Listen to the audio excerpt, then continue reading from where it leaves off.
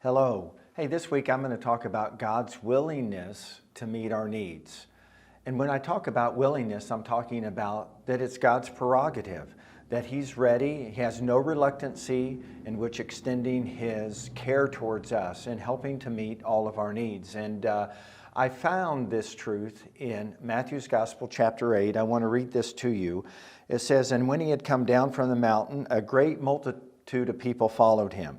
And behold, a leper came and worshipped Him, saying, 'Lord, if you are willing, you can make me whole.'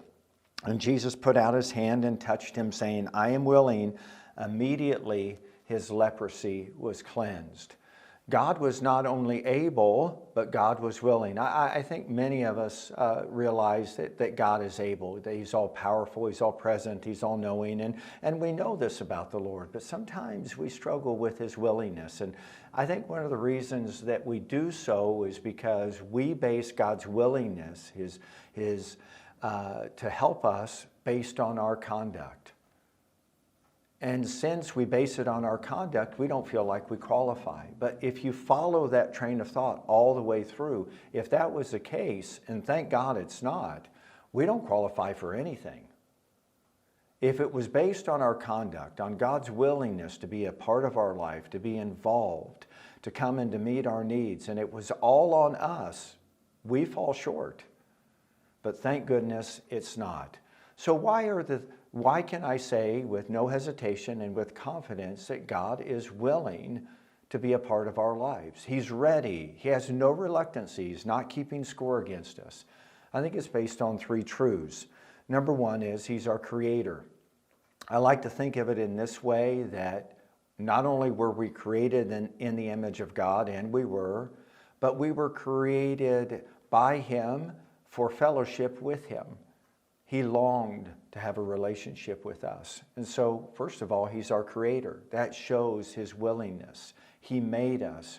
We're fearfully and wonderfully made. I think secondly is He chose us. He chose us.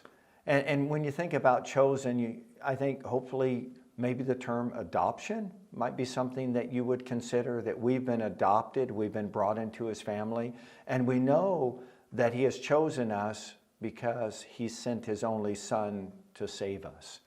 Through the work and the ministry of Jesus Christ, we can see that God chose us to be with Him, and He's willing to meet our needs. And I think the third is one that is very dear to our heart. Hopefully you know the Lord this way, is He's the Lord who cares for us.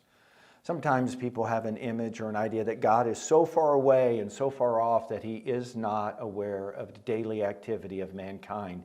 That is something that's so far from the truth. He knows how many hairs you have on your head, how many tears you've cried. He cares for you like He cares for the birds of the air, like the flowers of the field. There's so many examples, but consider this last one. He invites us to cast all of our care upon Him. Why? Listen to the last part of that verse. Because He cares for us. He asks us to come because He cares for us. He's willing. So when I talk about God as our Creator, the one who chose us, the one who cares for us, what am I really saying? I'm saying that it's who He is. He loves us. And that's what I want you to think about today.